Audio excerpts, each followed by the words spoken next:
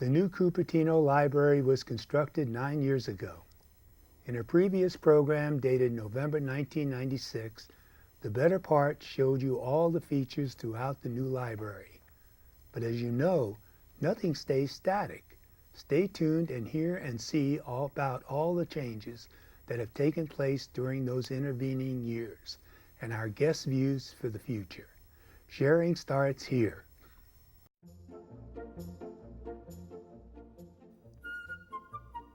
Welcome to The Better Part, a program that encompasses a diverse spectrum of topics important to our community, which we hope will both inform and entertain you. We invite you to sit back and enjoy the program.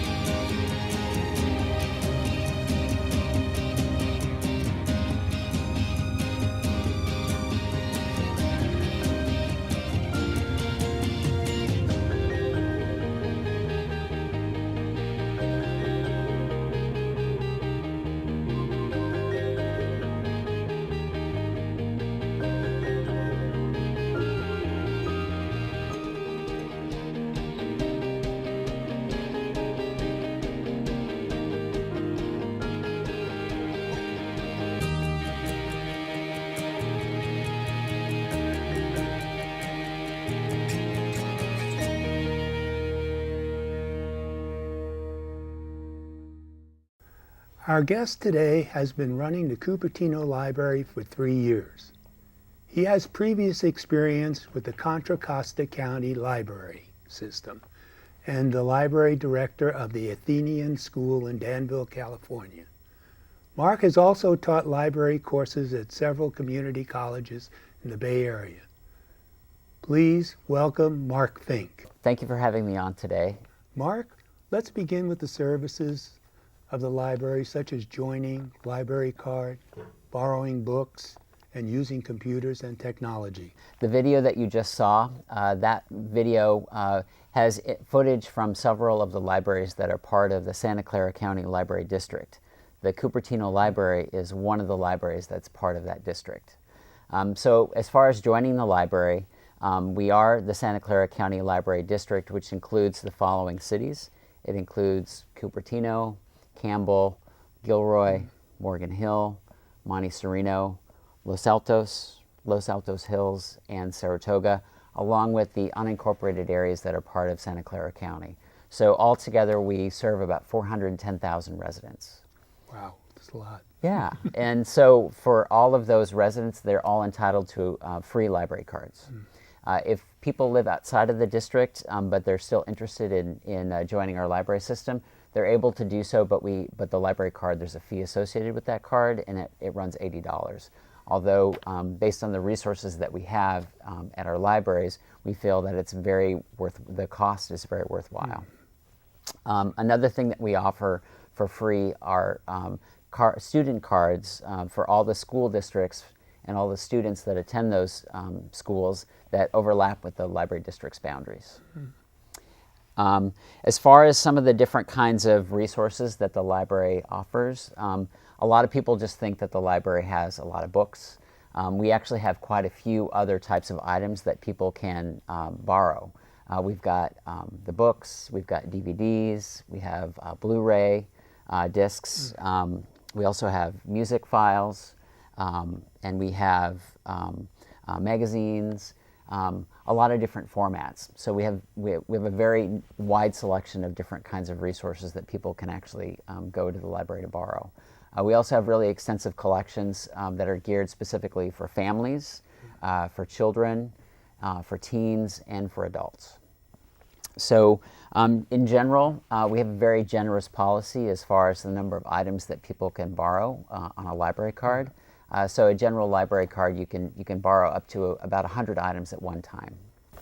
I was very impressed. When I went there on the interview, or went there for a tour, it was very impressive on how well they did, and how you checked all the books at one time, doing the automatic checkers, which I thought were fantastic. Yeah.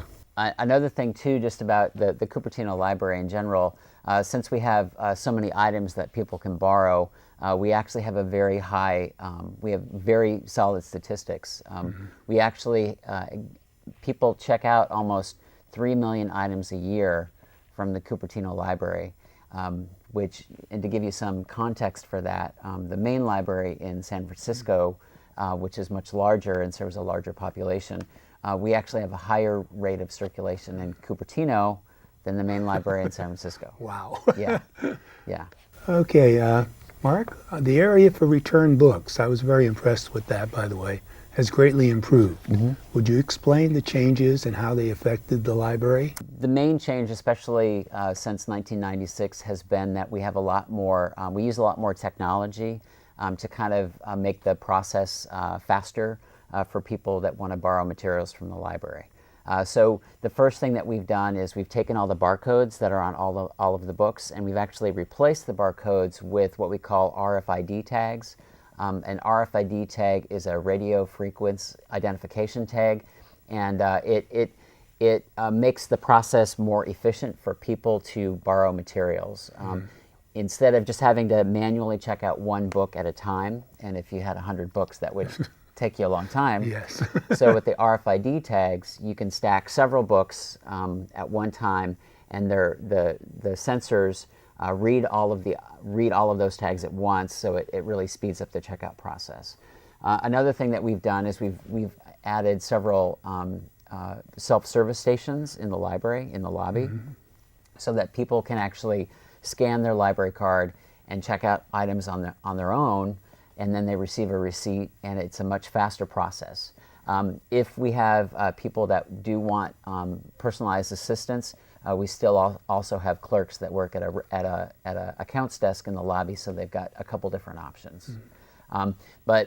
So that's kind of the new process that we're using for people to check out books. One of the things that really expedites the process for getting our items back on the shelves is we have essentially an automated conveyor belt system that reads those RFID tags and assists with the sorting. So we have about 10,000 items that get returned almost every day. And those items, if we just had barcodes and we had to have people manually sort all of those items, it would be very labor intensive, and it would take us a long time to get everything back on the shelves. I remember in the old days they used to have that. Yeah, yeah. So now we can actually, once an item is returned at the library, we can actually get it back on the shelves and make it available for other patrons, usually within 24 hours. Speaking of the computers and technology, I know you have a lot to say about the databases. I know we could probably make a whole program on itself, but could you kind of explain some of it? Generally, one of the first questions that people have is, well, what is a database? So one of the things that I like to let people know is kind of how a library database is a little bit different than if you just go on the internet and just do a Google search. So for example, if you are interested in learning something on a new particular subject, let's say that you were really interested in learning how to plant a container garden.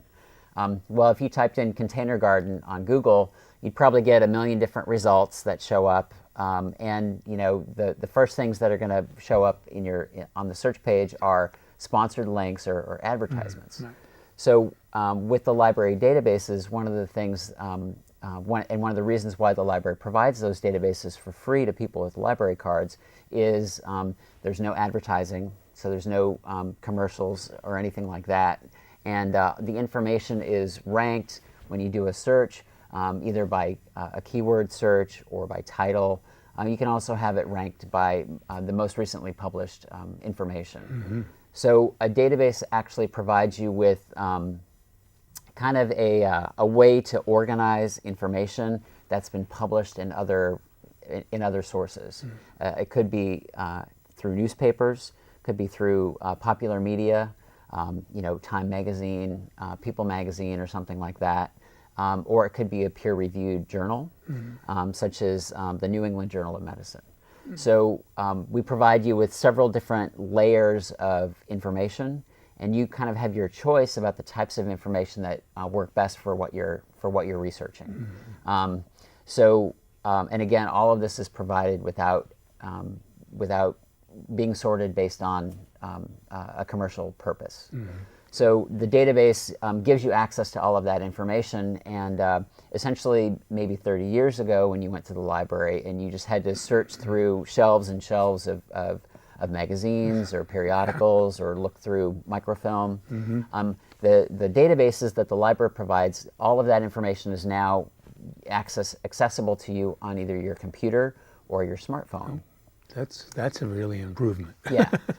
And some of the databases that we offer, we have a very wide range of topics that are covered with the databases. We've got, first of all, one of the primary reasons why we have the databases are to support students and their coursework. Mm-hmm. And we have specific databases for elementary school students, also for middle school students and high school students. Mm. And we also, for the general public, we have an auto repair database.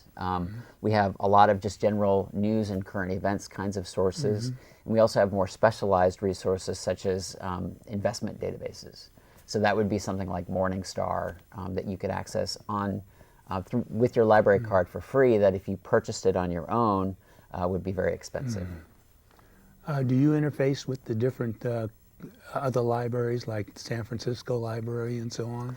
The Santa Clara County Library District is part of a consortium, and what that means is they work with some other library systems around California, which helps them get the best pricing on some of these databases. Okay. Many of the databases that the Santa Clara County Library District offers are also offered by other library systems throughout California. Mm-hmm. One of the things that the Cupertino Library and the Santa Clara County Library District in general really take pride on is the variety and the depth of the resources that mm-hmm. we have for patrons. And I think that there's a real emphasis on that because we do live in Silicon Valley, and there's an expectation that you don't have any limits to the information that you want to access. Mm-hmm. So you're not restricted to just when the library is open to the public, but you can access these things 24/7. That sounds great. One thing I know you're very interested in is what the Plane Tree Information Center is now located in the Cupertino Library building. Mm-hmm. How did that come about? Plane Tree has been in the South Bay for around 24 years. You'll notice the sign behind me that advertises the Plane Tree Health Information Center, which is now part of the Cupertino Library. Plane Tree its mission really has been to provide in-depth and personalized medical and health information for people that have those needs. And before Plane Tree moved to the Cupertino Library, it was actually located in a hospital. and in Los Gatos. So it has a very specialized kind of need for people that need that kind of information. The Cupertino Library became involved with Plaintree a few years ago when the library district did some market research and learned that there was a really high demand for kind of personal, credible health and medical kind of information. And one of the places that the public felt most comfortable finding that information was through their local library, because they really trusted the library as a resource and as a source that would provide kind of unbiased information. So seeing that need, that our patrons had, and also looking at working with Plaintree, we were able to kind of work on an agreement where we were able to help Plaintree find a new space, which was on the second floor of the Cupertino Library. And now we have a partnership with Plaintree, and so Plaintree is open 20 hours a week. You don't need a library card to access the services. Anybody who walks in the doors will get the services. Really what it does, Plaintree offers you kind of a really in-depth opportunity to get information to any of your medical or health related questions. And it can be, questions about a very complex medical procedure, or it might just be questions about, improving nutrition, or what foods you might want to change in your diet to help make you feel better. But Plaintree has highly trained volunteers that actually sit down with you for, 15 minutes or so to really kind of walk you through and give you the information that you need. So we're happy that we're able to offer that service now at the Cupertino Library. And part of this was made possible by a grant from the Cupertino Library Foundation, so that Plaintree was able to move into its new space at the library. That sounds very nice. I gather a lot of people use it. We are really working to try and make sure that everybody in the community is aware of Plaintree as a resource. Part of being on this program today is really about making sure people understand the valuable resource that we have available in Plaintree, and there's no library card required. And if you have a question, a health question or a medical question, we encourage you to stop by. Mark, what are the library resources? In addition to a lot of the materials that we have in the building, a lot of people have just have this idea that a library is just nothing but books on a shelf.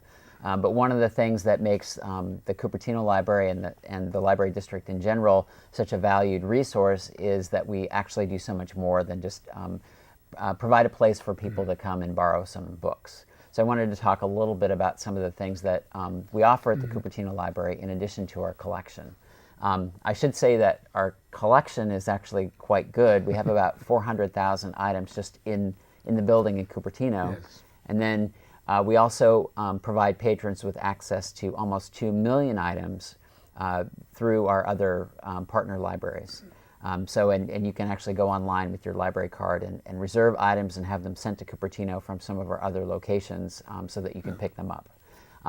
But we also do quite a bit of outreach into the community, and we also offer a lot of programs at the library, and I think that's one reason why the Cupertino Library is seen as being so vibrant and successful. We offer about 60 programs a month, and we actually average about 35,000 people a year that attend the programs that we offer at the library. And the programs, they're all free. You don't need a library card. And and we have a wide variety of programs for families. We've got great story times, for children from being babies all the way up to being toddlers, up to even older. And we offer several story times every week. We also have programs specifically for teens. In fact, one of the great programs that we're offering for teens right now is the library has a teen advisory board that includes high school students from some of the local high schools.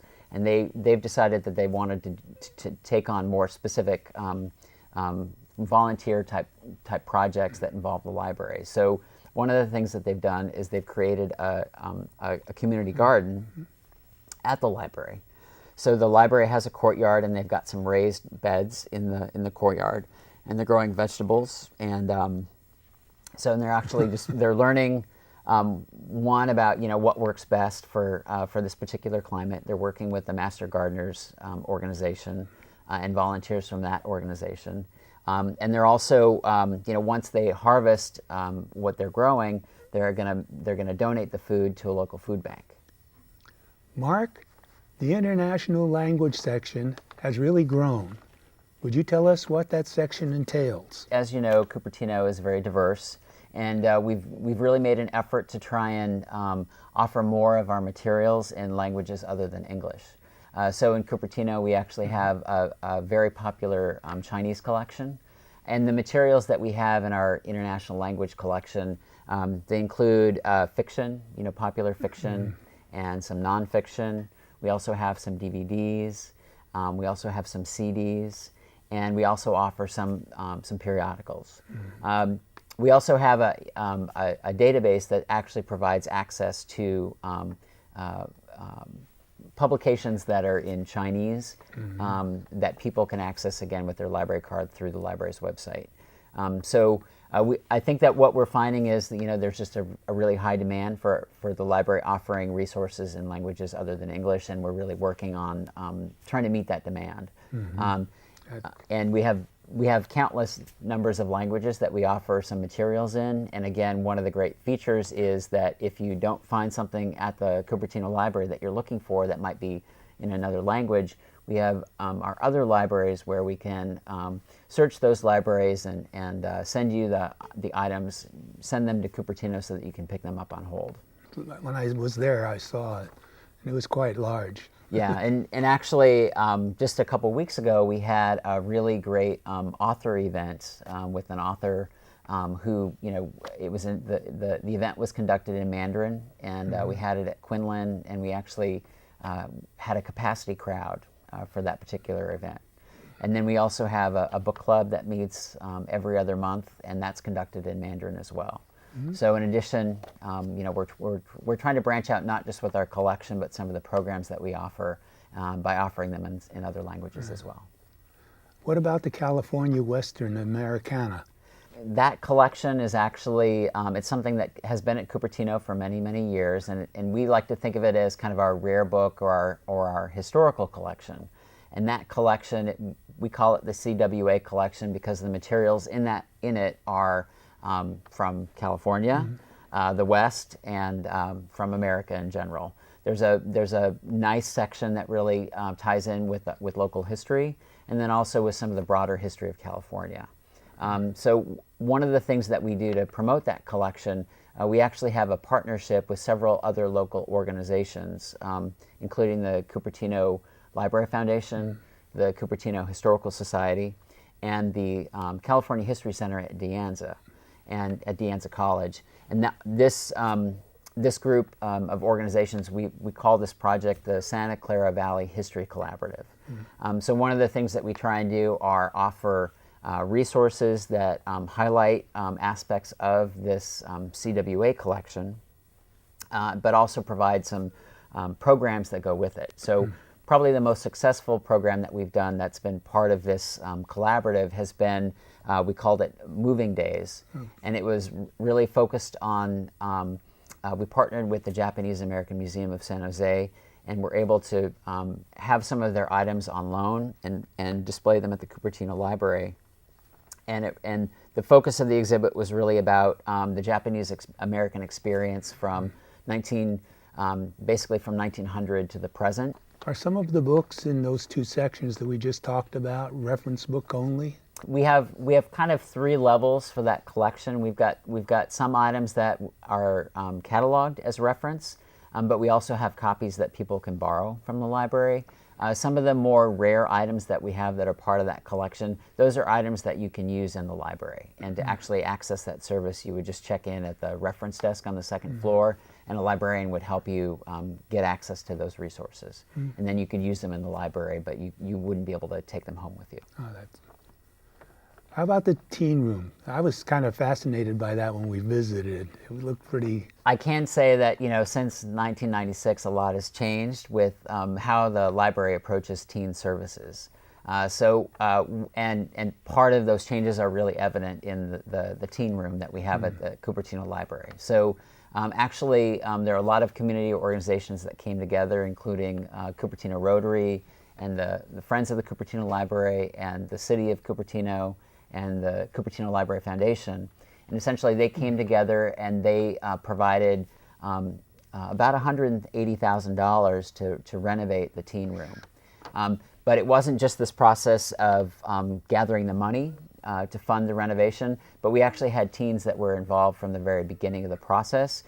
So local teens were surveyed, kind of to find out what they would want in their own space, what kind of resources that they would want, what kinds of changes that they would want to see from the existing space. So all of those survey results and all of that, the focus groups involving the teens were used to kind of plan the process of the new room. And then the teens were also involved with designing or choosing the colors and the kind of designs of the furniture. So really, the idea is that it provides a completely comfortable space for teens, and it's welcoming in part because they were actually involved in the design. So the teen room, it has its own collection. So it has a nonfiction collection and a teen fiction collection, which has grown quite a bit over the years. And it also has its own computers located in that space, really comfortable furniture. And we also have a large graphic novel collection. The graphic novels it's a more modern term for comic books. and we also, part of that collection is anime, which is also very popular. So the library provides not just really great supplemental educational resources for teens, but we also provide them with resources that appeal more to their side, their less academic side, their reading for entertainment kind of side. Well, Mark, thanks for joining us today. Thank you. It's a pleasure to keep up with the latest news about the library. And thank you for coming. Well, thank you. I've enjoyed having this opportunity to share a little bit more information about the library. Thank you. I'm Chuck Sigelski of The Better Part. Tune in again next week. Copies of our shows are also available in the Santa Clara County Library System, including Cupertino, and also some on YouTube. Let us know if you have people or topics you would like to see on our show. We can be reached at the Cupertino Senior Center, 408-777-3150, or on www.thebetterpart.com.